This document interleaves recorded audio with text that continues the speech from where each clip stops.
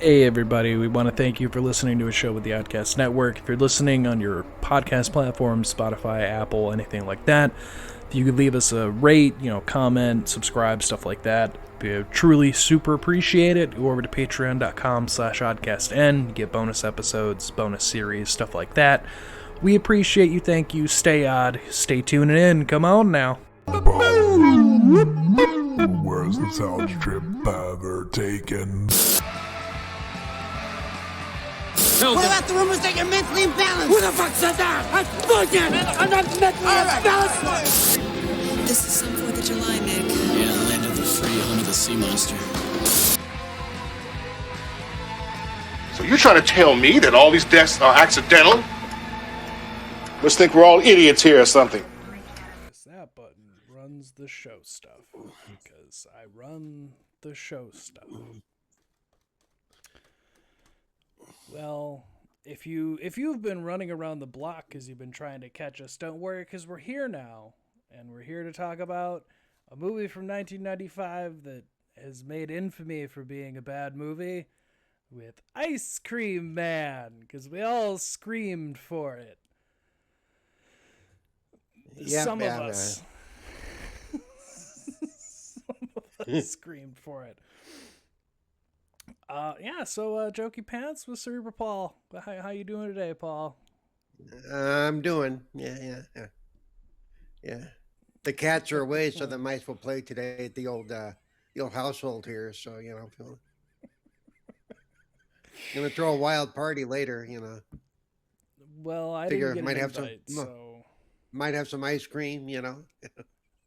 Where's my invite? Now I feel left out. Gonna invite the kids over, Whoa, no. Well, let's move past. Speaking of Pauls, it was a Paul who made this movie. Another Paul, a Paul Norman, who you've probably never heard of any movie Paul Norman's done, because boy, let me tell you, looking at his track record, it's all pornography. A lot of pornography. He's done so much. The movie we're going to be talking about today was his transition from that to making Hollywood movies, and I don't think it went well for him, because this is the only movie he ever did. I don't know. I mean, he went from pornography to I want Clint Eastwood. I want Clint Howard to be in a movie, but we don't want to do porn with Clint because that would just be awful.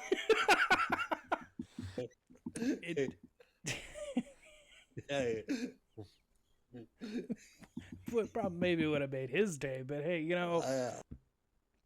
I do have a quick question about Clint. We're talking about Clint Howard, the brother of Ron Howard. Also, he's been known to show as a kid he was in Star Trek as an alien, and his face and his mouth has never changed. I've always wanted to ask his brother, all the millions of dollars you made and you couldn't buy Clint braces. What the hell? Couldn't figure out anything for this man, the famously balding, weird looking guy. Just nothing he could have done. Yeah, and some of you may have seen him in some Adam Sandler movies. He also makes an appearance a lot of times in Adam Sandler movies. Typically has a cameo in those, yeah. He actually does quite a bit of work. Once you see what he looks like, once you see what he looks like, you go, oh, that guy.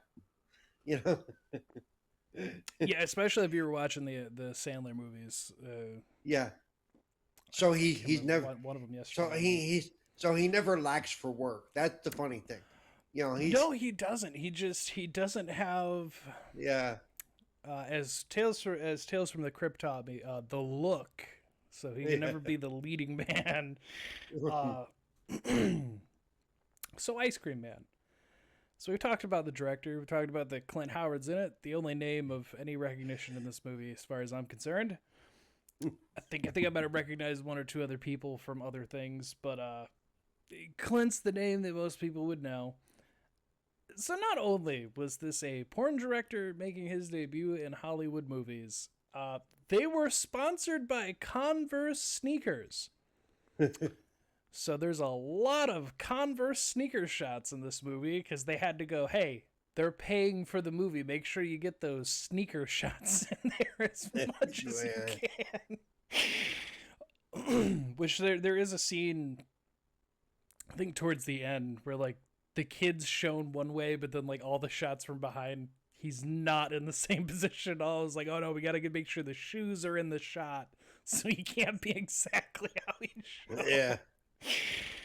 Oh, also, real quick to the studio and film producers, I just have a question. You wanted this to be PG-13 and you got a porn director thinking, yeah, he can do PG-13. He's never done anything outside of what he's been doing, but sure, he could do PG-13. In case you couldn't tell, that's not what happened, and it's rated R. So. Well, and I don't think it was rated R because of anything like porn related. I mean, there's a lot of implied violence against children in this movie. I mean, you know. Yeah, it's the seeing that they wanted PG-13 like blew my mind. I was like, really? That's what you thought you were gonna go for here? So let's get into. Also another quick little tidbit because you know you got to mention little tidbits. Ice cream melts, so a lot of times they just used mashed potatoes and some food coloring so that it kind of sometimes maybe would look like ice cream, but it's pretty clear to tell. Just saying. Yeah, but that's an old prop master trick, though. There's a prop master on YouTube who talks about doing stuff like that. Oh, you could definitely pull it off. There are just some shots where I'm like that. That doesn't even look close to being ice cream. Yeah. Right. Oh, so let's dive into Ice Cream Man. Let's all go back into our childhood and think about the Ice Cream Man rolling around town. I didn't really experience it a whole lot. I think I've only ever seen like one that actually rolled through a neighborhood I lived in. Totally honest. See, when I was growing up, that was a normal thing. You would do like you saw in this movie. You know, the truck would come around and people go running out. Ice cream man, because you'd hear the bells and you go running out. And, you know. Yeah, I only got it when I was at my dad's, who lived in like a suburb of the city, in the backwoods country where I grew up. We were lucky enough to get anything. You had like the one ice cream parlor in town, and that was it. So anyway, Ice Cream Man. What an opening. First off, for this movie, I thought I had the wrong movie when it first started because it's all black and white, and then it turns into like kids are going up to an ice cream truck, they're getting ice cream, and then for some reason, which I didn't understand, and I don't think the movie really explains why, but the mobsters show up and just shoot the ever living shit out of the ice cream man. I was like, why?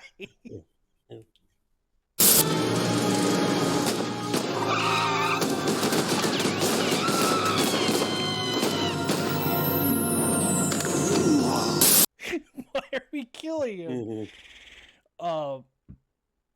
Which you get one kid who's left there named Gregory who gets traumatized, and that will only be important in the rest of the movie. But that's one way, I guess, to traumatize, to create your killer, is he watched the mob just straight fucking murder somebody. Like, goddamn. Well, but you knew there was an issue because he just sits down on the curb and starts eating his ice cream. You know. Yeah, it's like he's gonna give me more. Yeah, he's not okay. Which, you know what? I think if I saw someone get unloaded by a fucking Tommy gun, I was just like, yay, my ice cream cone. I think I might have some issues too. You know, and then his mother came out to check on him, and she struck me very much as like the mother in Stephen King's It, you know, the one that's kind of a hypochondriac, you know. Yes. Yeah. Very overtly protective to a fault. Yeah. Very much so. Maybe could have been a little more protective when you heard the gunshots. But hey. Yeah. Oh, just a normal day in America, right? Anyway, so we cut from that. We cut over to what would be the modern day when this movie came out. We go to the 90s. And we have a kid playing some games on his TV. And it did say that it was an actual game that came out the same time. I just forgot to write it down. But that's not the important thing. It's not video games with this movie. But it lines up that there's a kid there named Roger who's super excited because he hears the ice cream man. And God, the parents in this movie suck. Because, like, this mom is just like, yeah, there might be some change in my purse. And this kid rips into her purse, pulls out the first bill he can find, and then takes off. I was like, if I were a kid and that were me, I would have gotten the shit beat out of me so fast. See, if this would have been the 80s, that would have been mom's cigarette money. I'm just saying, you know. Yeah, even when I was growing up, that would have been mom's cigarette money. So anyway, so he steals money. He goes out to the truck. Kid orders some ice cream, which this is where we get back to, we get to meet our Clint Howard. And even as a child, I don't know if I saw someone this fucking creepy handing me ice cream if I would continue to want it. By the way, I want to point out something about the truck. I'd have to go back and check, but I could have swore that when you first see the back of the truck, you know, where it's supposed to say "Watch out for children," it actually only saw "Watch out children." The 4 was not there in that. I think you might be right. I think I noticed that. But later in the movie, it is. That's the weird part. So it's almost like a quick little. There's a thing, and now we're gonna see if anybody notices that thing, and then we're just gonna move on. Either that, or they decided at some point in the filming to remove the 4, and they forgot that they'd already filmed a lot of the movie. So that, you know, that wouldn't surprise me, because another thing I learned for this movie, originally they wanted it to be a parody on the horror movies up until that point, much like what Scary Movie would do a couple years after this. So I feel like there are some things in here that they just didn't take out of the original scripting, or something like that, where they had already shot. They're like, fuck it, we'll just use it anyway. It's like, learning some of the things makes some sense. Either way, it's kind of the way it ended up. It's kind of funny because if you don't notice it, you don't notice it. But if you do, you're like, wait a second, that's changed, because the first way without the 4 is almost like a warning. Watch out, children, you know. Which it might as well be, because this Clint Howard is so creepy in this entire exchange here. See, I gotta say, that's the one thing. You really didn't like this movie. I think it's kind of a fun little weird movie. But Clint sells it. I mean, he really does a great job playing a creepy character. Clint is I enjoyed him for this. There are some things in this where I'm like, that's a cool idea. They just don't hammer out any idea that they have. There's so many things they try to do in this. But I would say I didn't hate this movie. It was just not the best movie I've ever seen. I think a lot of it too is that as you watch it, you notice that most of the other actors who apparently did come from porn, because they almost have that chipper, not a real conversation kind of dialogue thing going on, and it's like a lot. Yeah, happens a lot. But to me, that added to the corniness of it. You know, it's almost over the top, purposely overacting. Purposely, I would assume so. Yes. Like I would assume some of that, and I would think that some of the director, because that's all he had done, that some of that kind of writing slipped in anyway. Because like at the scene at the dinner table that's going to be coming up, and the mom talks to the other mother, and now Johnny, did you see some? I mean, it's just, you know, it's so over the top. You're like, wow, this is just, it is. I have notes of lines that come in this movie where I'm just like, what? So he's getting these kids ice cream, And we see that the truck is just full of pests. There's fucking mice. There's like cockroaches in the ice cream, and he's just like scooping around them. And I'm like, I get that like the kids are short, but like the people we see later who are able to see into this truck, how does no one notice any of the disgusting shit going on? Well, to be fair, because I actually watched for that. With the kids, he only gave them pre-packaged ice cream stuff. He wasn't actually giving them, So we saw the bugs and stuff, but they got like the push-ups and the I want an orange sickle, like a good the orange sickles, yeah. Choice. Oh, but okay. So now here is our first character that like I have so many questions of who came up with the naming for characters. Because we get the kid who's called Tuna. Why is this? Well, and what's funny to me is they couldn't even really get a real fat kid. They had to have a kid for a pillow to make him look. I even have the note. The kid had to put a pillow in his shirt to make himself look fatter, but it's so noticeably a pillow because you see the edges.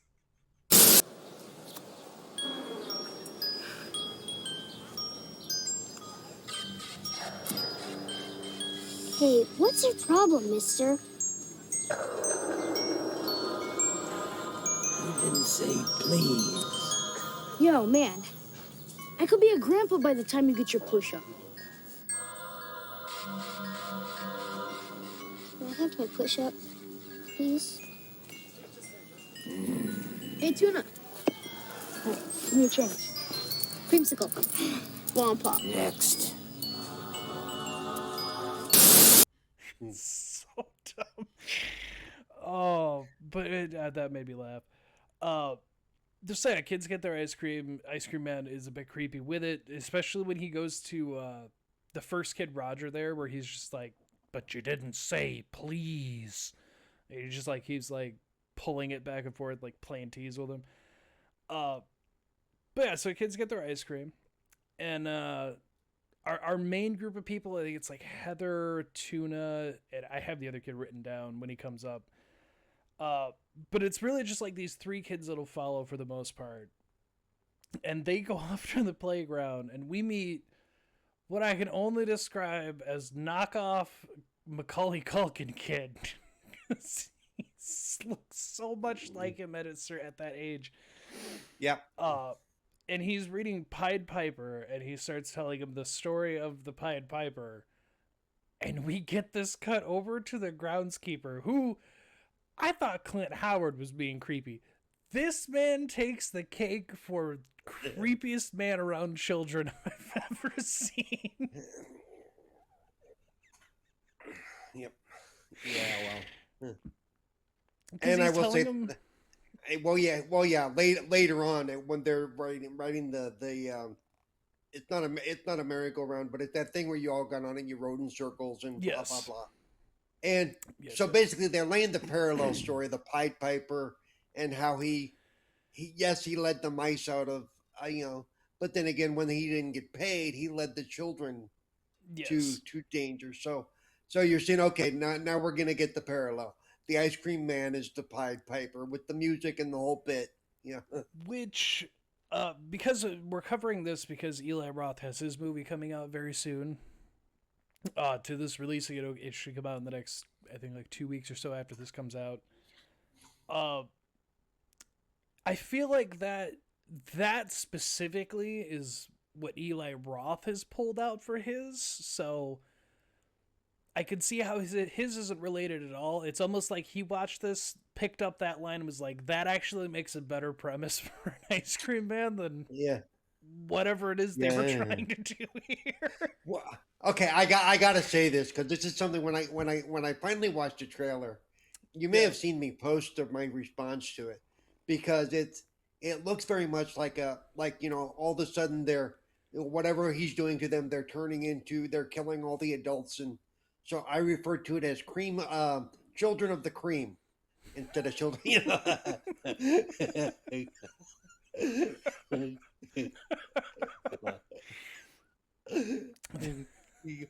probably how I'm going to refer to it even after it comes out, is because, it had that very, It without does have that. Without that very, the man behind the one who walks behind the rose thing, you've still got, kids knifing their adults in their life, The one who burns in the freezer. Yeah. What are you talking about, Billy? Yeah. I do pick up that kind of vibe from it. Yeah. But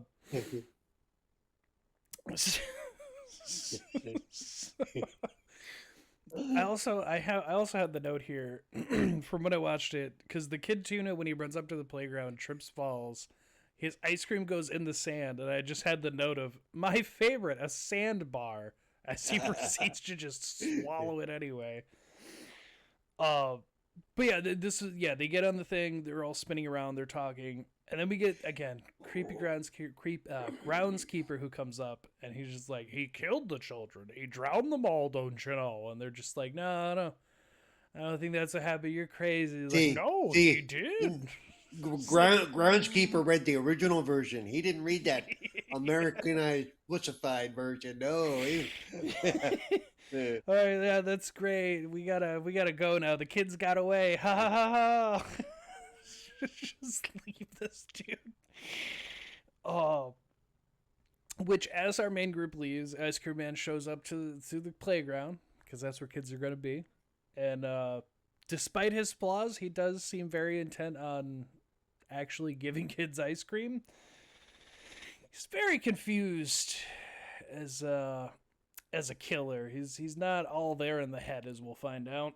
Well, by this point, we've already got the first flashback, so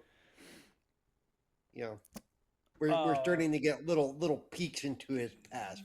Yeah, I think that's something I found difficult with this movie. It's just those flashbacks. I'm just like, what is this what are we doing with this? I guess it does kind of pay off towards the end when they find out where he's from, whatever, but it's still very strange. So the Ice Cream Man shows up. There's one kid left who I didn't recognize at first. I was like, what fucking kid is this? Because the other three just left to go home. Who the fuck is this fourth kid? Apparently it's Roger, who we saw from before, which they don't clarify that at like any fucking point. But it confused the shit out of me at first.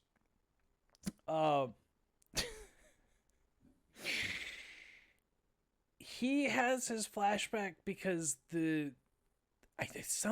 because the fucking groundskeeper's stabbing trash in the park, and it triggers him to, I got a syringe of fucking key lime into my brain years ago. And that apparently makes him homicidal.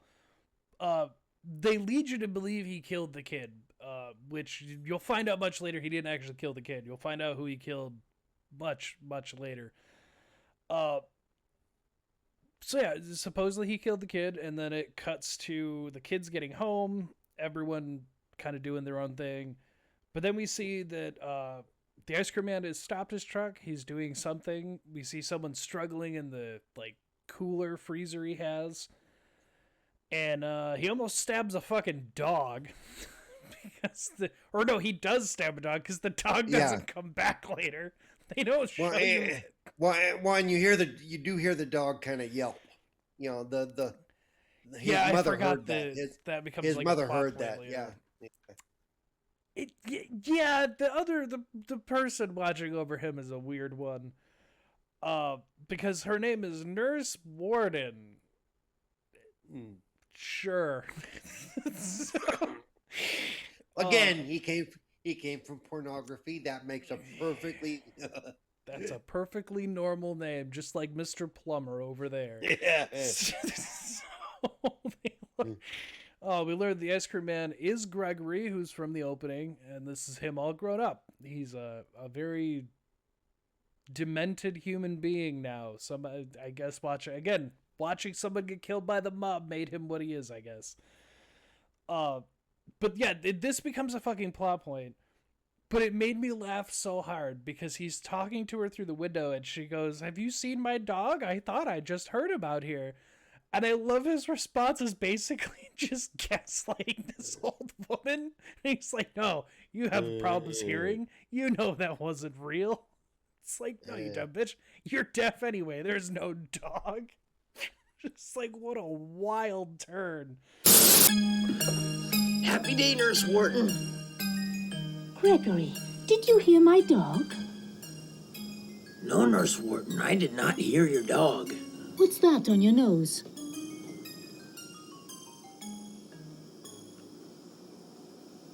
It's grenadine for my ice cream treats. Well, now that's nice, Gregory. That's very nice. I swear I heard Binky cry. Well, you know, Nurse Wharton, your hearing is not what it used to be. I've got to unpack the truck. The ice cream melts. Bye. Which he, like, fucking cuts, he, like, chops the dog up and uses it for ice cream and shit. Yeah. Which is so wild. Yeah, I'm not sure how many ice cream trucks have a full-blown meat grinder in the back, but, you know. I don't know. Why do you need that? Because I love the mixer we get later. He's like, it's great for chopping nuts. And I'm looking at it and I'm like, I don't think that's what it's good for at all, actually. Now, I did like the cut they did because they show the meat grinder and the dog going into the grinder. And then they do a very clean cut of her pulling this ugly looking roast out of the oven. But you're like, okay, that edit job was so well done. It really was. I mean, if you job is A+. Yeah. I had to rewind because I was like, did I miss that they cooked the fucking dog? Yeah. But the edit job they did just in that one scene was the perfect. I mean, it was done so well. It's such a great quick clip to the next thing. It fits so good. So in case you couldn't tell, you're cut over from there. You go to Jacob's house, who's the one of the three there. And we're at his house for dinner. We meet his older brother, who's training to be a cop, or is like, I guess, almost a cop. They mentioned something about he's like training to be a cop. That would have been about 30 years ago. So now he's the lead of ICE. He is. Yeah, he is. Once he's a cop, it's only about him and the law. That's it. Okay, that's it. Yeah, that's he all made that it matters. He made it very clear. You know. I do have to agree with their point here. They bring up his friend's name is Tuna. They're like, Tuna's a terrible name. And I'm like, yeah, no one should name their child Tuna. I actually agree with you. Yeah. But this is where they get that phone call. Oh, it's so bad though. Dad was so fixated on it though. That's what I couldn't get. It's like, okay, Dad, get over it, man. It's a fucking nickname, man. Yeah.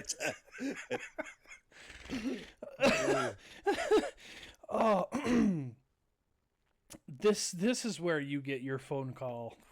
Yeah. Have you seen? Yeah, well, because through this whole conversation, the tone that they're using just doesn't make it's an overacted, exaggerated tone, and it's not. You know, it's like, you know. It's like Ozzy and Harriet or the Osmonds cranked up to like 20. Okay. I laughed. I laughed though because when the mom comes over, she's just like, "Yeah, your friend's missing from the park." Well, I guess you just have a curfew now. It's like everyone's just so nonchalant, just like, I don't know. Yeah. Some fucking kid went missing. You're not allowed to go out at night anymore. Not my problem. Like, what? The tones are all wrong. Yeah. Have they called the police? No, not yet. No, not yet. He just hasn't come home yet. Yeah. Oh well. Jesus. So now we have the idea the kid's gone missing. Again, you're led to assume he probably killed the kid. You'll find out later what really happened, which raises some questions for me, but we'll get there. For now, we get the next day. We have the police who stop at the ice cream truck. And how the World's fuck the cops worst don't detectives. pick up? World's worst detectives. It's just the fucking worst.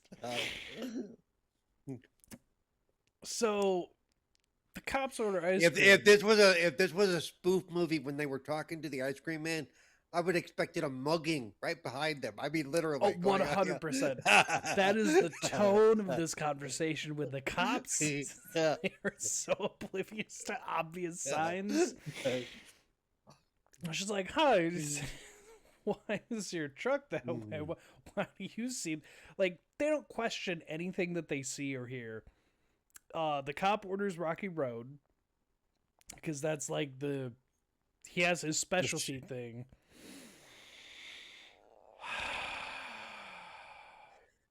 Inside the cooler, we see that there are body parts and more roaches and other things. He makes him some like chocolate ice cream and then shoves not even a full eyeball, which is why I have a little bit of an issue with what we see in the ice cream. But he takes an eyeball and then he pops a hole out from the middle of the fucking eyeball, pops it in the ice cream and mushes it around. And again, much like Paul said, worst fucking detectives, because he hands them ice cream filled hands and is like, here's your ice cream. And I would have gone, were you fucking playing with it? Like, why are your hands so by the filthy? yeah. By the way, it was supposed to be a double scoop and it was a single. I would have complained about that. But, hey, I said where 2 Paul scoops, would have motherfucker. I said 2 scoops, motherfucker. All right. He's not complaining the guy happened all over his hands. No, his is that he didn't get the double scoop.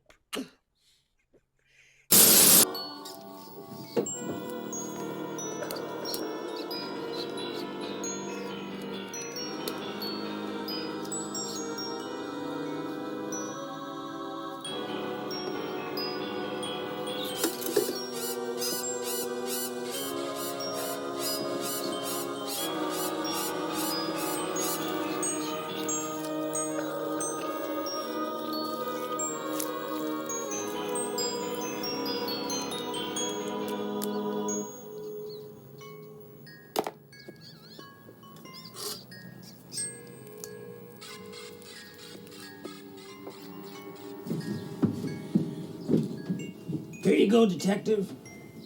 Just for you. Hey, now that's an ice cream cone. And you didn't even wrap it in a napkin. It's not in a bowl or nothing. I mean, This is just what the going to be hell? a mess. What am I supposed to do? Look at your hands. It's already a mess. I mean, come on. But this I have a bit of an issue with. Just because they show the eyeball in the cop's ice cream and him sucking on it, but it has the iris and pupil. That's not what he took out of the eye. Yeah. So it's just like, why? Also, By the why way, is he sucking on it? By the way, if you're wondering what he used, that's actually that's used for coring cherries. For Yeah, popping I thought yeah. so. Yeah, Yeah. I had to use one when I Yeah. worked in produce when we did stuff. But yeah, also, why is the cop sucking on it? He Yeah, gets I it know. on the ice cream. They linger too much. And then he tasted something weird because he's like, oh, what's the ingredient in this? Yeah, it's eyeball, motherfucker. Okay. Yeah, does it taste like any sweet But- thing? No. but- Does it taste but- gross? I'm assuming he just assumed that gooey thing was because it's supposed to be Rocky Like Road. So I'm assuming he thought it was marshmallow or something. That's what I took from that. I'm not a fan of Rocky Road. I don't think Me neither. frozen marshmallows belong in chocolate. I just no. Yeah, I'm not a big marshmallow guy in general, so I'm not a huge fan of that. More s'mores for me then. So I'm okay with that. Oh, you know what? I even had it in my note and I completely forgot to add it in here. Right before the police show up, there was another flashback, and it was even weirder because we got the Dr. Clown. And I just Hey, I that don't was know what to do with fucking these Pat. That was flashbacks. Patch Adams before he lost it. Okay.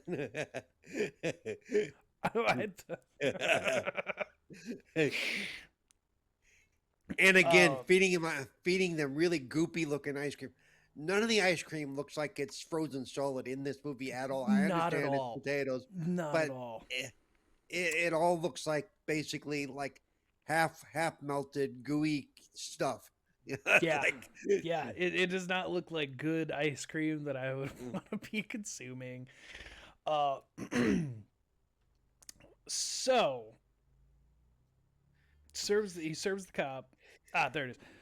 Our friend group shows back up because why the fuck not? You know, kids want ice cream. So the kids show up, and I have down that they're just the most indecisive little motherfuckers. Because he orders like three of these one, are, and then it's, oh no, I want this, I want that. These are these kids grow up to be the people in the 2000s that you hate at the drive-thru. Oh God! You wait till you get to the fucking menu and you go, give me a minute. Okay, I'll have a number 2. Right? No, number 5. Except instead of the fries, I want the onion rings, and instead of the soda, I want a shake, and oh yeah, on the burger, take everything off except for the meat. Yeah, you know, it's one of those guys. You people. Can't with that. Oh. But yeah, so we get a little thing there. I think most of them this is why he kills them. No, this is why. This was his reason. This was the thing that made him snap. Make your mind up, son of a bitch. Okay, just do it. Oh, we get another flashback. Because they throw these in like they're fucking hotcakes. But this time they mention that it's all happy days. There's no sad days, all happy days. And then we get another key lime pudding injection. I don't know what these are supposed to be doing to his brain, but it doesn't look like any medicine I've ever seen. Pretty sure they just replaced it. No, that was pretty much. We can't afford the good-looking syringes that have the collapsible needles, so we have to have ones with the solid color in them. So you can't see the collapsible needle. Okay, yeah. Oh God. Yes. So then this movie takes the hardest left turn. I did not see this coming. Because all the kids go home again, and we get the girl Heather going home. And we get to see inside her house. And I didn't see this B plot that will go absolutely nowhere coming. But her mother apparently talks to the Archangel Gabriel. Because she comes home and her mom's just having a fucking seizure in a chair. And her dad chases her upstairs as she runs away upset for good reason. And he's like, your mother's talking with the Archangel Gabriel again. I was like, holy shit. What is this side story? Her parents are just whack. Basically, it's like he said, well, I want to use kids, and kind of like the Stephen King stuff, every kid's got to have an issue of some sort, you know, can't have any. I think I actually did laugh out loud when I just see she's talking to Gabriel. It's like, no, your wife needs medical attention, like now.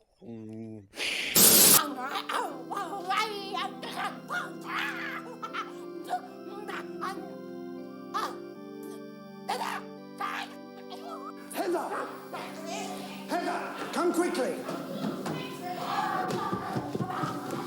The Archangel Gabriel speaking for your mother again. I think she's foaming at the mouth there. I don't think she's all right. Yeah. So we get the other 3 kids race home, which is Jacob, Tuna, and then the Culkin kid, who they'll give me his name, and I think I hate his name even more. Yeah. So everybody kind of does their race home. The Culkin kid, knockoff Culkin kid, he ends up running into the ice cream man who's doing something at his truck. And this kid thinks he's getting the deal of a lifetime, where it's like, I'll give you free ice cream. I'll be your best friend. You can have free ice cream, whatever you want. And then, unfortunately, the little poker from the groundskeeper falls out and lands on the pavement, and there's blood dripping off of it. And the kid doesn't even say anything, and Ice Cream Man is just like, well, I can't let you leave now. Here you go. Wow. I don't think I have enough money for that. My treat.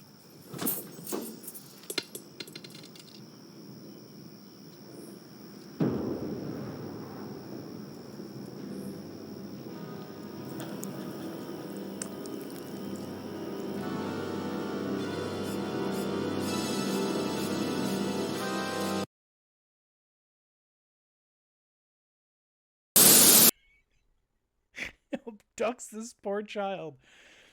But I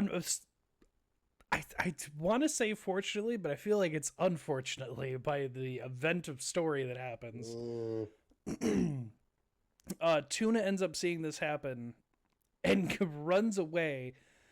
And we get this fucking line from the ice cream man where he's like, you kids gotta learn you can't run away from the ice cream man. But also, don't you dare tell anyone. And I'm like, how are you gonna threaten the kid and then be like, by the way, don't tell anyone? Yeah. He just saw you kidnap his friend. What do you think's gonna happen? Oh. So Tuna ends up running off. He runs into the woods. This is where he runs into the kid from earlier in the movie, where I was like, who the fuck is this random kid at the park? This is the kid that went missing, and he tells him about, like, yeah, I was getting ice cream after you guys left, and then he, like, flipped out and killed the groundskeeper, and then he tried to grab me, but I just ran, and I'm like, apparently Ice Cream Man's weakness is just running away. He doesn't catch and so basically you've been out here, why didn't you go home? Why haven't you gone to the police? What the hell, dude? Yeah, he's just been hiding in the woods. No reason. Oh, so Tuna goes home. And Tuna tells his family that the Macaulay Culkin kid is allergic to bees. Oh wait, no, that's a different They can't let him go in the woods. Tuna runs into just marital problems because his parents are fighting over his dad working extra hours or whatever. Just like, clearly you're cheating. The son also wrong tone to like any kind of emergency or like something's wrong, because he's just like, Mom, Dad, and they're just like, get to your fucking room. I don't want to talk to you. I'm dealing with your mother. And this kid just goes to his room. They write him off so quickly. Yeah. It's like, no wonder these kids can't get help in this town. Their parents write them off immediately. Oh. So that's about all that happens here. Because then the only other thing you get that night is the ice cream man like followed Tuna or saw Tuna go back to his home. And he just ends up outside. And the dad questions why the ice cream man is out so late. But again, doesn't call the cops. Doesn't do anything about it. It's just like, oh, that's weird. Why is he out so late at night? Crazy kids, whatever. Which then you find out the next morning the reason he was there was to make good on that threat, where we get ice cream inside Tuna's shoes. Why? Why? Which I think also bothers me by what's about to happen, because like he like recognized the shoes, but it'll make sense here in a minute, folks. See, and I thought, it was the 90s. He should have caught tuna in a dolphin net or something. I'm just saying, And, You know what? With how this movie's been so far, that would have just been on par. That's what this movie was missing. It was missing a good big giant net scene. Tuna goes to the store with his mom, and they're doing all their shop. Well, she makes him do the shopping. First off, she just hands him a list. It's like, here you go. Thanks. I'm gonna go whatever the fuck I'm gonna do, I guess.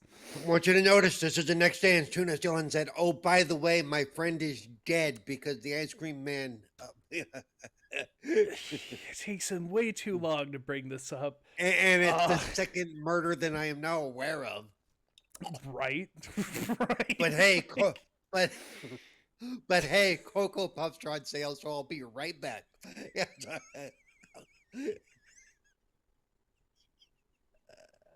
Hold on, Mom. Those specialty Pokemon Pop-Tarts are on the shelves. I gotta get them while they're still there. And I'll tell you the rest of the story when I get back. I'll be right back, Mom. That's a typical kid. Just start saying something, then they'll walk away and then come back and be like, oh, by the way, yeah, so he's trapped down in a well. I don't know why I didn't get to that before. Oh. But this is where Tuna runs into the ice cream man, who's like getting various ice cream things, whatever. But he almost doesn't recognize Tuna because he has different shoes on. And I went, you put ice cream in his other shoes. Did you think he'd wear the same fucking shoes, my guy? What? Either that or he's got your detection method. He's got a shoe / foot fetish. Let it go, man. He's got they're paying me for this movie sense. Oh, but he does recognize him, and we get the whole him chasing Tuna around the store, which nobody bats an eye at. Nobody says a fucking word about this man chasing a child throughout the store. Nobody stops to help this kid, who's like clearly running for his life. Runs by the mother. She said, "Don't forget to grab the cereal." No. Oh, that's sweet. Playing with your middle-aged friend. Oh, what a time it is in the 90s. Your balding middle-aged friend, which totally looks normal. He's mature for his age. Yeah. So they chase him around. He ends up hiding in the back deli section, whatever. And the mom comes up. She gets stopped by the store manager. I fucking love the store manager. First thing out of his mouth, you aren't gonna sue us, are you? Yeah. Oh, your kid's fine? That's great. Hey, don't sue us, by the way. Oh, and then this is where Tuna finally tells his mom that they got Small Paul. And I went, that's that kid's name? That's... What are we... Well, I doubt that his given name was Small Paul. I think, the Paul might have been added later. It was a nickname. But then the even the mom's like, why didn't you say anything sooner? And if I were that kid, I would have been like, I tried, but you were getting on Dad about having maybe a mistress. Yeah. You were accusing Dad of cheating. He was calling you a bitch. It wasn't my place, Fight, you pick your battles, Mom. In fact, I think the exact words from Dad were, "Get the fuck up in your room." So,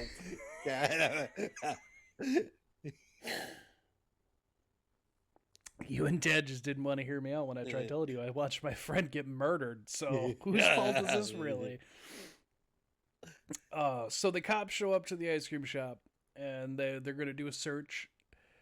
This is where we also see that the ice cream man with Nurse Warden, they grow plastic flowers because real flowers would die and these ones won't. There's a lot of mental health issues in this movie. Anyway, I will say, with the number of those flowers, if you really want to think about it, there were a lot of dead people in that little small town. Okay. Yeah, there's a lot of dead people. I did laugh here when they show up and they give him the warrant to check the premises, whatever, and he's just, "Can I keep this?" Almost like, yeah, frame it, like bro. at We that give a point- fuck. I don't care. Yeah. at that point, someone should Trust be like, me. You're not all Trust there, me. are you? We have a copy. The judge has a copy. Everybody's got a copy. But sure, yeah. Go ahead. See, what they didn't include is the deleted scene where he hangs it up on the fridge. Yeah. Oh, Or actually, Nurse Warden probably hung it up on the fridge. oh, 100%, 100% with how this woman is. She's just as mentally deranged. Like, but yeah, so they search this ice cream shop very poorly, I might add, by what comes immediately after they search it.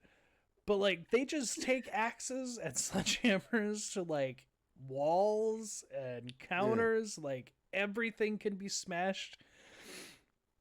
By And the they way, find that's not absolutely how nothing. search warrants like that work. Okay, just so everybody knows. Yeah, no, there would be, a process of Before teams you of go- people moving yeah, through, and Before you can go tearing up walls and shit, you have they to. definitely wouldn't let the dude who's on the warrant come in and be like, "No, don't hit and smash this." That's not how that would work. at all. By the way, I have a question about this. Yeah. The size of his quote workplace, the size of the vats and all that stuff. Was he making enough ice cream to like serve the entire northern state? I swear to motherfucker. So I'm glad you pointed it out, because I had the same thought. Just like, why are all the bins just so big? What are we doing? Could you search a little more carefully? Buddy,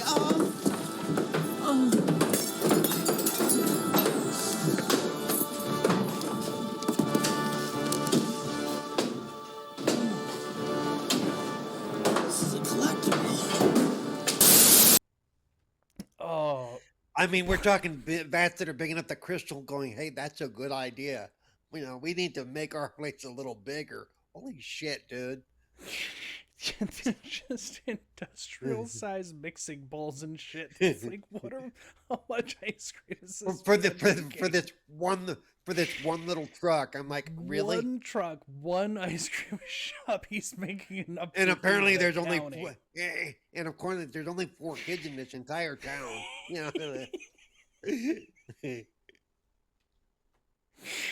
Oh, but this is where they point out the big, like, chopping drill fucking mixer he has. It's like, they're Yeah. great for nuts, and it's like, I wouldn't believe that at any point.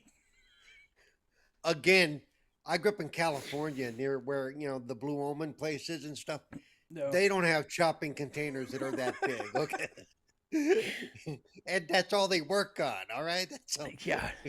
This should be raising flags. These cops are terrible. So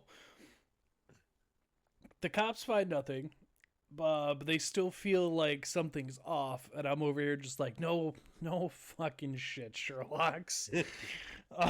So, and this is where I have my note that they didn't check hard enough, because we find out that the freezer has an extra attached room that is hidden only by a vent. That is it. They tore apart this store but didn't check the freezer. If they had just tapped the freezer wall, this vent would have fallen off and you'd find there's a whole other room with that missing kid inside of it. Which I also had the note of, like, why does he have so much freezer space? Also, what is this attached to? Is this part of the building still? Did he build this on? Oh.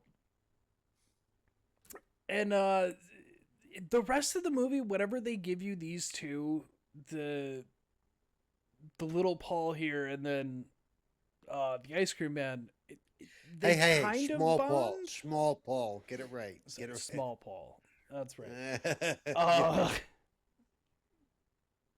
So the cops get nothing, and they're basically just like, well, we don't have any evidence. We're going to keep trying to look into whatever we can, but we don't have anything. By the way, group, the check for $40,000 to repair all the damage we just did onto your place, yeah, we'll get that to you right away. Well, see, now that is something where they do throw in the line of like, call this number at the county, they'll take care of it for you. I'm like, in other words, go fuck yourself. Yeah. The county's not gonna pay for shit. So our group of kids that we have there, they decide that since the cops can't figure anything out, they're around the ice cream man all the time. They're just gonna sneak out and find the evidence needed to lock this maniac away. How kids plan on doing this, fucking beyond me. But that is what these kids are gonna do. Because they didn't have a dog with them. See, I don't understand it. They didn't have a dog. It wasn't the other thing. The dog is the key. We're saying it now. If you're a young group of teenagers and you're like, I want to solve mysteries, you need a dog. And it needs to talk. Always, yeah. And if you really want to have fun, it's got to be an actual Great Dane, which means it's got to be bigger than all of you. Yes. You will never control it. He will control you, but that is your bond. See, Scooby was supposed to be a Great Dane, but his size did not show it because he would have been like that. That's honestly fair. That's really fair, unless they're just all really, really tall. Yeah. For no reason. Yeah. So the kids dress like commandos and they get on their bikes, and they also put, I was going to say bottle rockets, but they're like just model rockets on their front of their bikes. Or maybe this was just a toy I didn't have as a kid because I wasn't allowed. Huh. But they're like firework rocket ships. Gee, your family didn't want you to play with fire. I wonder why. Yeah. I don't know. Yeah. What can I say? I was a kid. Hey, I'm not the one who put a hole in the counter from putting a board game over a candle. That was my sister. So if any of us shouldn't have been able to have it. It's your turn to roll. And then there's just a hole in the counter from forever on. We only had the cigarette burn on the side of the couch. We didn't have the hole in the counter. We had No. For us, instead of the couch, it was on the middle of the counter, and the mom would just put over like a thing over top of it, and we're never allowed to move it.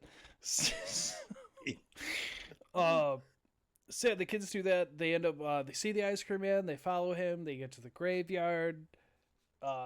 This is where we find he's been visiting the original ice cream man, the dude he saw give like a shot in the street.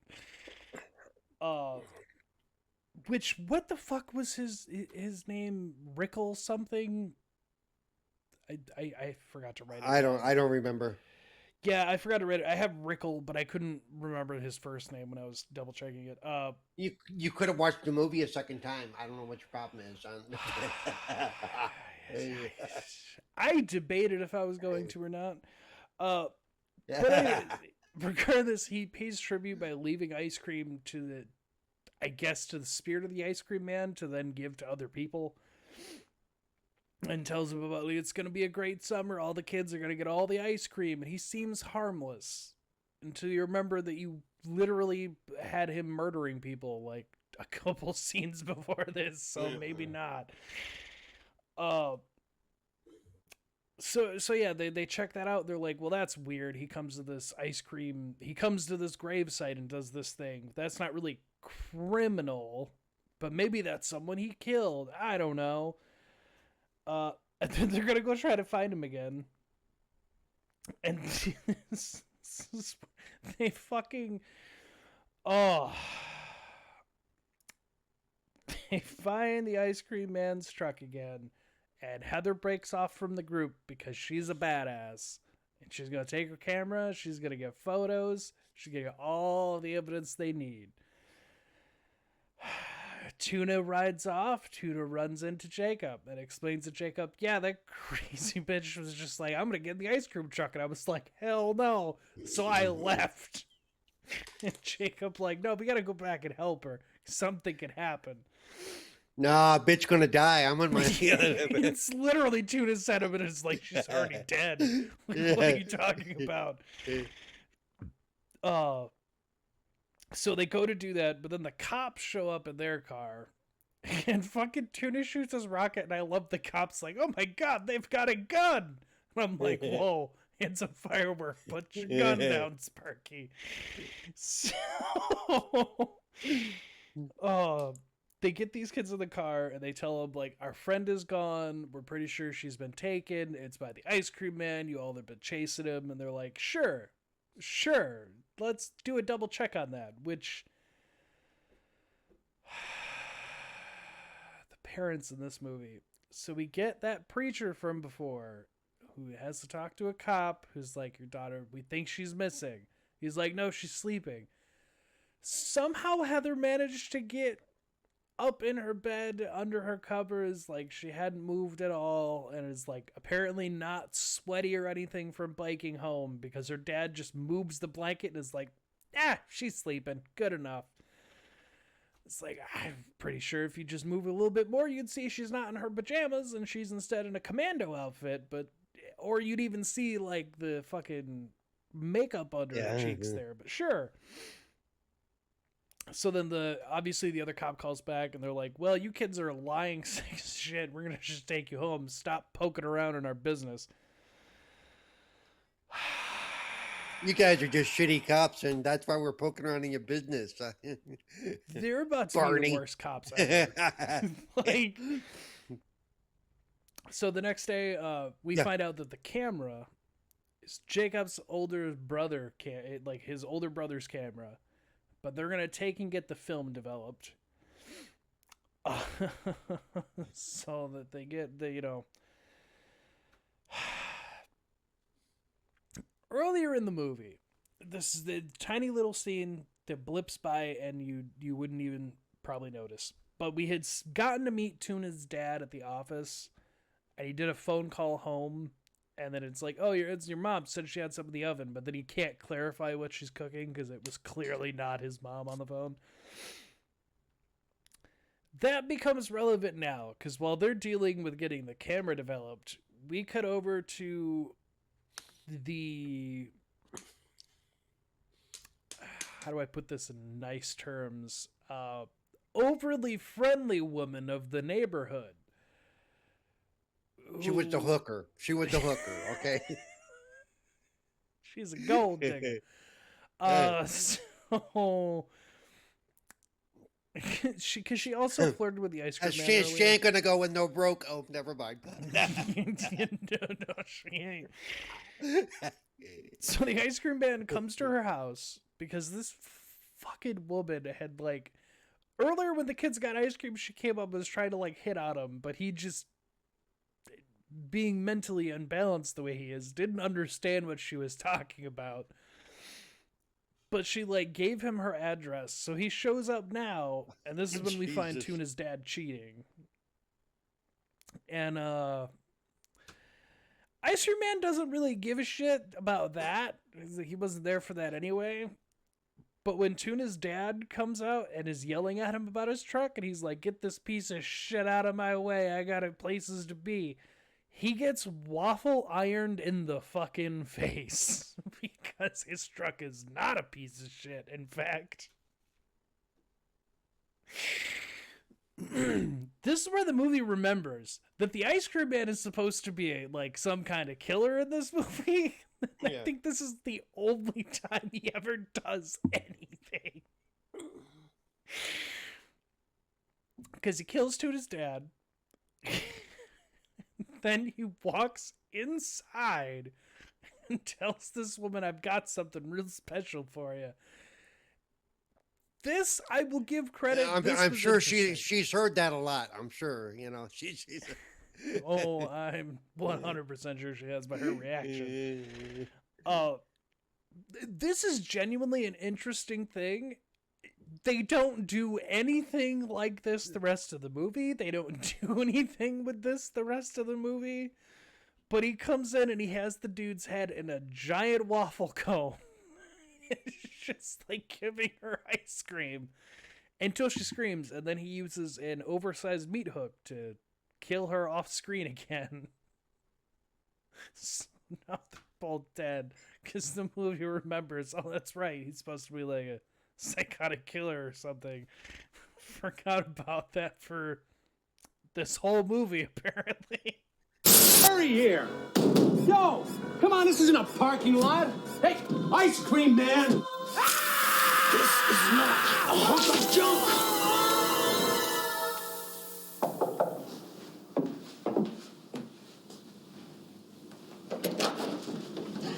Well, hello. If I'd known this was delivery day, why, that's standing that it would have never made it through the door. I brought you something special. Ooh, sounds yummy. You know, we should swap recipes. A creamsicle for a custard pie.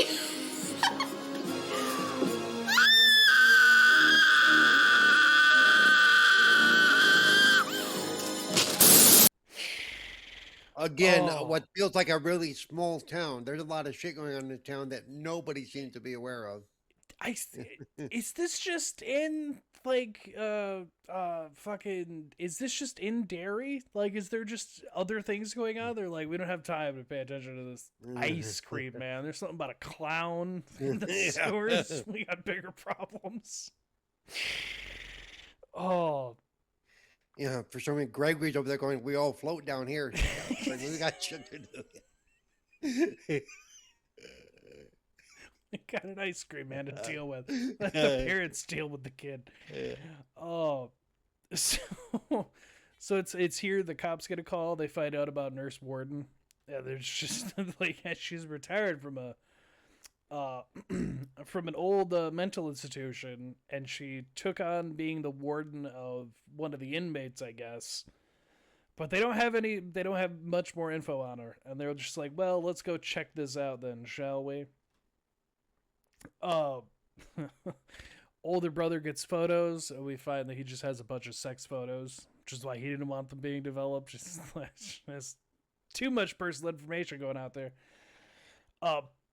The older brother would go on to invent the digital phone and digital photography, and that way he didn't have to get shit developed anymore. It was just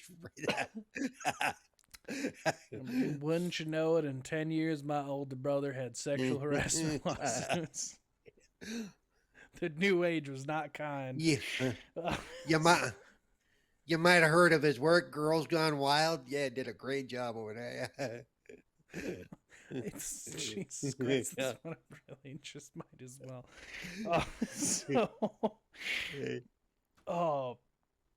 Now this is where we get Small Paul and the Ice Cream Man back at the factory or the ice cream parlor, and I guess they're bonding. I don't understand how he's bonding with this kid all of a sudden, but it's just like, I get to make ice cream. I don't even care that I'm kidnapped and can't leave and ever see my parents again. I'm making ice cream. He's suffering from, Helsinki syndrome, Like, what? How did he get this kid brainwashed? You got his parents. This tells you that Paul's parents really didn't give a shit about him, or at least he thought they didn't give a shit about him.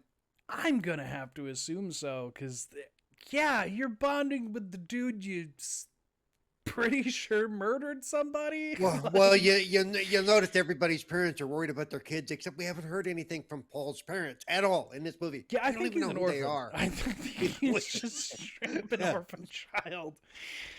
Oh, he actually lives in the park. Well, we don't know that, but makes so much more sense. Yeah. But this is where we get the ice cream man sifting out extra shit. Because my other thing is the powder he says is his special ingredient, is that ground up all the people? No, that's Soylent Green. That's different. That's different. It could be ground up bone. I'm so confused because he pours it into one of the the storage things, and then he sifts out the jewelry and shit, and I'm like, yeah. So that tells me Where- okay. No, that tells me he might be like burning them, oh god, that makes me even worse. Oh, my ice cream's got an ashy taste to it. That's the secret ingredients. But yeah, it sounds like he might be cremating them if he's able to shift out the jewelry and stuff later.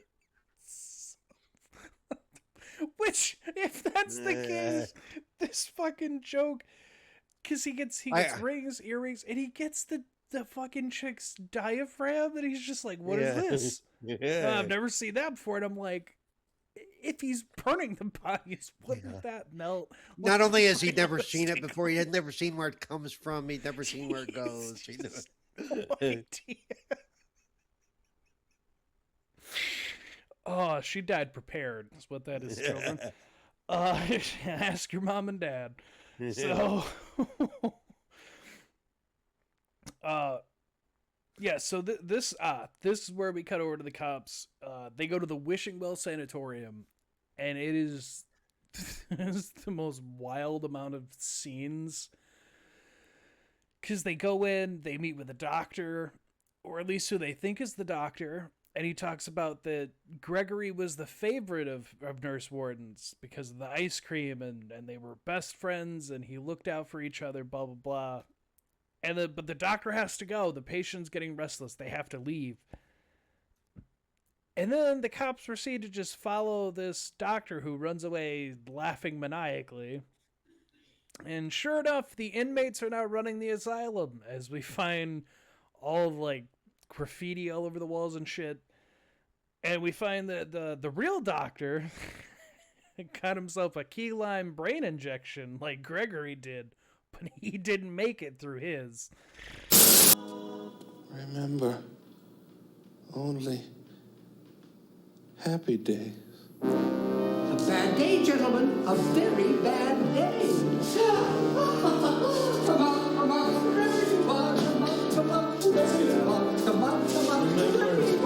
Only happy days.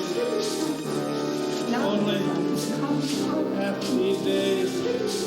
Let's get out of here. Call the Cloverdale County Sheriffs. This isn't our jurisdiction. Oh. Now, this is where I have the thing of that they're terrible cops, because they're immediately like, we have to call the wait, local you sheriff. thought up to this point they were doing okay? Shit. No. Oh, no. Clarification. They've done a terrible job so far. But I don't understand what they were going for filming this part, because both cops get an unbroken hallway shot of them just walking through inmates.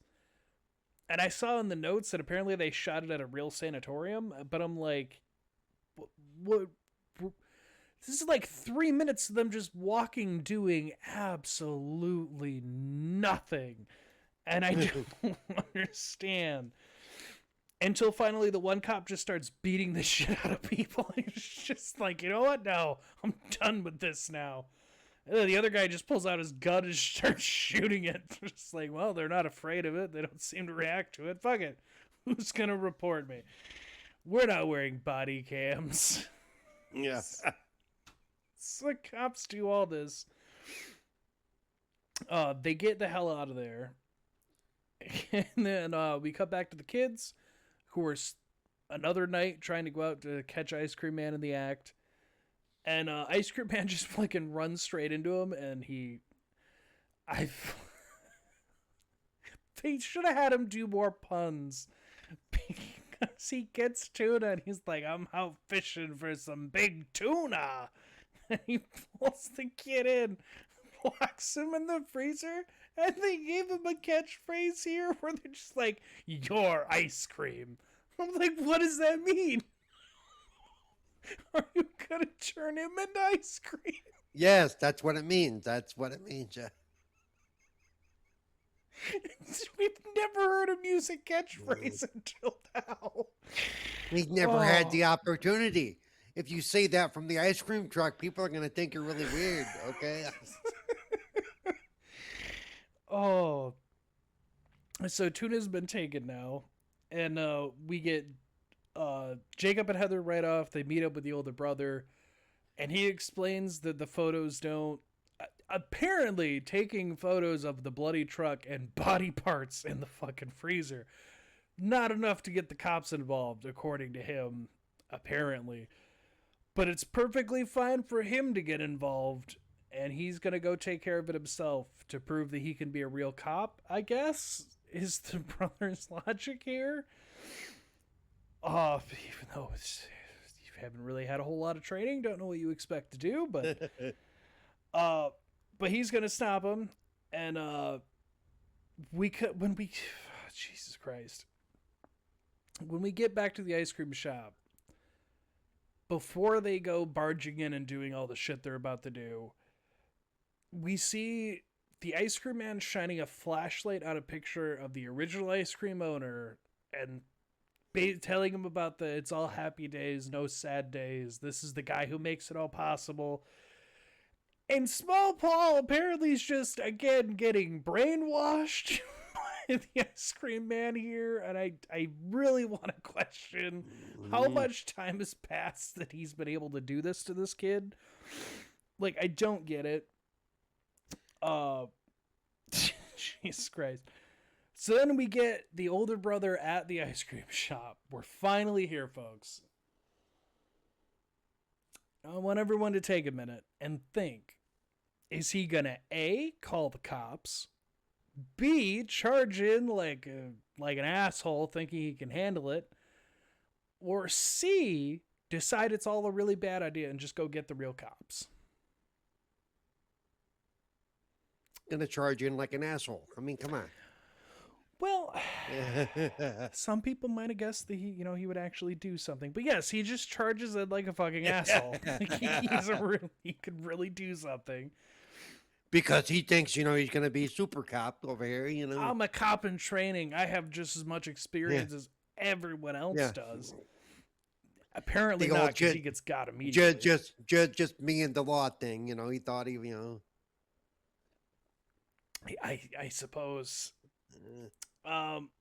So the ice cream man kills him because the next thing we see is the ice cream man with this guy's clothes on get into the car. The girlfriend doesn't even give it a second thought, and I'm like, I'm sorry, did he have red curly hair with his hat when you last saw him? I think there's a noticeable difference. Yeah. Never mind it. I also believe there was like a 4 or 5 inch height difference too. But exactly. It's like, I'm pretty sure he's lost. When he gets in the car and he's got to scoot the seat up so he can drive. That's an indicator. I'm pretty sure it would be, but apparently not. She doesn't. She doesn't pay attention at all, and we just get. Again, they haven't been giving him like catchphrases and things, but they do here. But I don't understand this one. He stabs her through the bottom of the jaw into the brain with like an ice pick or something. And he says, "Now that's what I call brain freeze." And I went, "But you didn't do anything to freeze her. Is it because it's an ice pick?" Also, we're giving you pun catchphrases way too late into this movie. Yeah.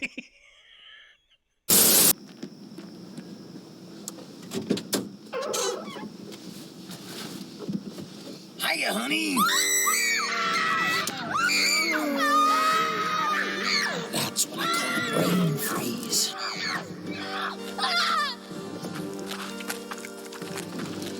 Creamsicle. He's the pun guy now. So she's dead, kids run off. And then we just fully delve into how crazy this man is. Because as the kids are trying to hide in like these old cars, he pokes up with the 2 cops that were supposed to be watching him's heads. And they have a conversation about kids not taking ice cream and not being happy days. Just has a little puppet show with himself. And then when he chases the kids, he continues to have conversations with the heads, which this was entertaining. So it's like, this is at least kind of funny. This is something that they did here. Looks like yours spun right off. Boy, I didn't know you cops had such a hearty sense of humor. That's us. Hearty! Good humor. Shut up. You're not funny. Small Paul sees what's going on because he hears the kid screaming. He breaks out, but he's... I don't even think the movie can fully decide what's going on with him yet. The kids get to Nurse Warden, and they're like, "You gotta help us. He's gonna kill us." But here's a little thing. Before the kids ran into her, the ice cream man had run into Nurse Warden and told her that he's playing hide and seek with some local kids and to not worry about it. They'll try to keep it down. So these poor little fuckers, they go to Nurse Warden and they're like, "Please, he's gonna kill us. You gotta help us." She just goes, "Oh, hide and seek. Yeah, you can hide in here, but I'm going to immediately give you up when Gregory comes back." Yeah. Unbeknownst to them. Oh, God. I'm going to roll over on you like Sammy the Bullfoot Gravano did on John Gotti. Jesus Christ. Oh, so the two detective cops that we were kind of following finally fucking show up because they couldn't reach the other cops. And we get Tuna's getting taken by the ice cream man. Ice cream man's going to kill him. Or whatever it is he's going to do. I assume kill him. That seems to be his thing now all of a sudden. Fucking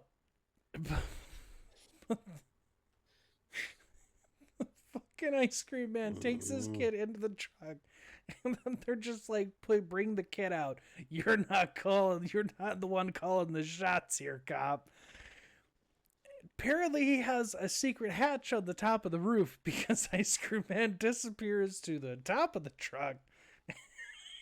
And then one of the funniest knockouts where he just jumps down with two big ice cream scoops and knocks out the cop's cold. Yeah. He doesn't even have to give it an extra oomph, just falling on him. Yeah. Done for. So they're knocked out now. Oh, so they're knocked out, and then he goes up. This is where he goes up to Nurse Warden, and then she gives up the kids because, you know, as I said, she's just as crazy.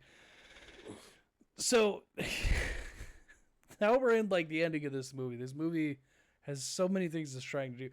And you may be wondering, much like I did, does the mom speaking to Gabriel Archangel, like, does that come back in at any point in the story? Does maybe a real Archangel appear? No, that's just a thing they threw in here, and it does not come back. No, just to show you how crazy the family was, or whatever. Yeah. The whole thing with this whole thing was each of the families we meet have something, you know, that they are not, you know, there's something wrong in every one of the kids' families that we meet, except we never meet Paul's family because apparently they're invisible. So, yeah. Again, I think that's the wildest thing. Paul's been missing for at least 3 days. We haven't heard jack shit about anybody looking for Paul, you know? I think that's the craziest thing is like Jacob's family is just like somewhat normal, dysfunctional family, whatever. Tuna's family is just his dad's cheating on his mom, but then Heather's family is just full blown crazy. Yeah. It's like, what a jump to like each family having issues. Your mother has seizures in the middle of the night, and your dad thinks it's Gabriel. And poor small Paul has no clue. Yes. And not a single person cares about Paul. His mother's probably thinking, well, he had to come out of his room for 3 days. He must be really man, he's really into that Piper book, I guess. Oh, so So Heather and Jacob are giving up Edward and they're taken to the shop. This is where Small Paul comes out, and he has a plan. He sets up the shop to do this whole elaborate thing he's going to do to get rid of him. Because I guess he's not fully brainwashed, which also... No, I think he is. I think he's just planning to take over. You know, you know what? That would make more sense because the ending. Because Small Paul shows up with a flashlight, and he does the picture on the owner of the shop there, lures Ice Cream Man in, which then they get him knocked around and knock him into that big giant spinning machine, and he gets annihilated. They watch him get chopped up to tiny little pieces. Happy day.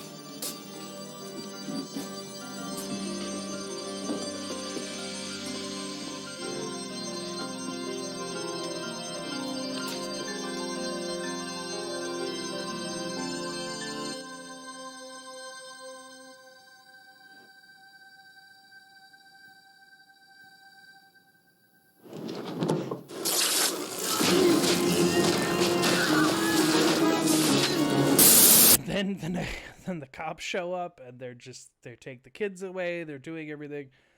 They're not sure where they're going to take Paul. They have no clue. Yeah, no one showed up for a Small Paul. So God only knows where he's going to end up now. He's probably going to end up in the county somewhere. Probably in a sanitarium, with the ice cream guy, I did also chuckle at the two detective cops or whatever they get waken up when Nurse Warden comes out, and she's just like, are you here for my dog? Have you seen my dog? I love the one cop almost starts to pull his gun, almost like, I think I might as well just put it down. And she's like asking where Crickery is, and they're all just like, she'll figure it out eventually. No, she won't. She will not. No. Nobody paying any attention to that woman. And so everything's all good, everything's fine. We get a time skip, and everything's perfectly fine. The kids are all happy and safe, except Small Paul, and they ask, where is Small Paul? And they say something about he's in therapy, but it just cuts to him in a empty room with an ice cream turner and smiles maniacally at the camera as like he's the ice cream man now. And then that's how the movie ends, and I'm like, what? So, where's Small Paul? Or else? Therapy.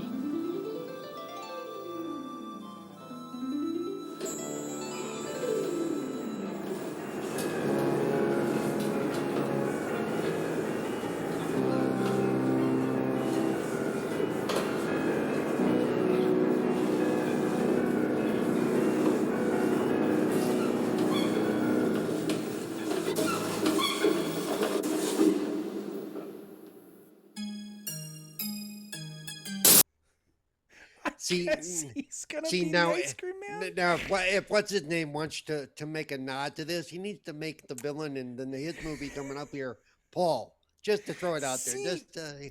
See, I thought Eli Roth, I thought that was what maybe he was gonna do. That Small Paul is that ice cream man. He's just made a new ice cream. Yeah, right.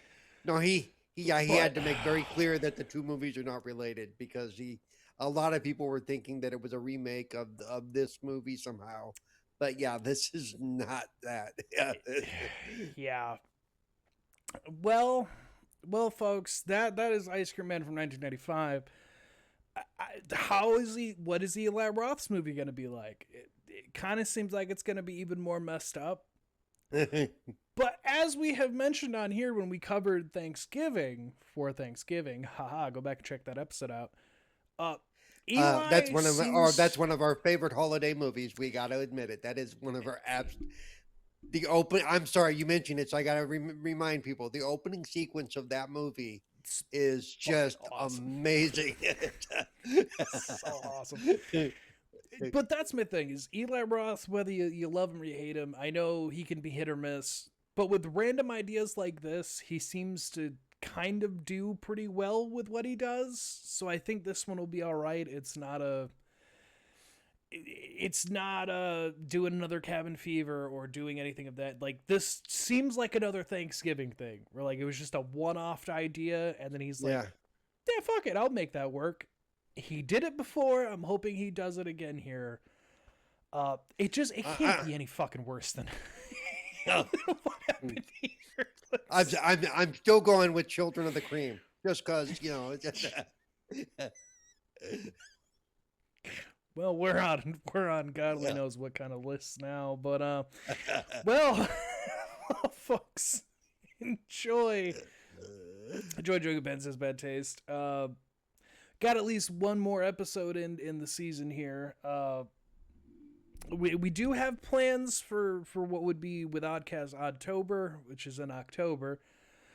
That month is already fully planned out. You'll have to stay tuned to find out what that's going to be as we get closer to that. Should be an interesting one. But other than that, Cerebral Paul's been really busy. So I would suggest you go over to lordsofgaming.net and check out the things he's been doing. Including by the time you see this, my article and the open beta for Gears of War E-Day will be out. I will tell you, if you are a game player and if you play Gears of War, E-Day will be your game in October. Okay, especially the Horde mode. It's going to be amazing, people. It's just amazing. You're hearing and I have no say. So, and I will say that if you find me on X, you can find the video, or you look at my review. There's a video clip of me trying to catch a helicopter with my head. It did not work out. Sometimes using your head is the wrong thing to do. Go check him out at Cerebral Paul or at Cerebral Paul 1. Just check out all the stuff he's doing. Also, I put it in at the beginning of everything because me and Mike have really been cranking stuff out for it. But if you're here this far, go over to patreon.com/oddcastn. We appreciate you. We have a bunch of bonus series and things we're doing there, so we appreciate you for that. And you're also getting these episodes early, so yep, got a little mix of anything. And I got to say, without giving away, he knows that there's a movie we're going to be covering in the next few weeks here that I'm looking forward to because of the movie that's coming out in theaters in November. So I am ready for this. He's more ready for things that we're not even there yet. So hey, I can't remember what we're going to watch next week, but I know what we're watching come November. So I gotta keep reminding this guy. But regardless, everyone, always remember the rules. Take it old school, right? Well, we got stay out of the water, don't dump chemicals in the sewer. Don't prank your friends as a serial killer. Don't write a Bible for vampires. With this movie specifically, be better parents. Don't ask the ice cream man for fresh packed ice cream. Get the pre-packaged shit only. Only get pre-packaged. That is correct. But until next time. Oh, and if you get a push pop, check for a razor blade. I'm just throwing that out there. Or apparently just a full-on knife, I guess, what he used. But stay on, stay happy. We will see you on the next one. Goodbye, everyone. Oh, boy.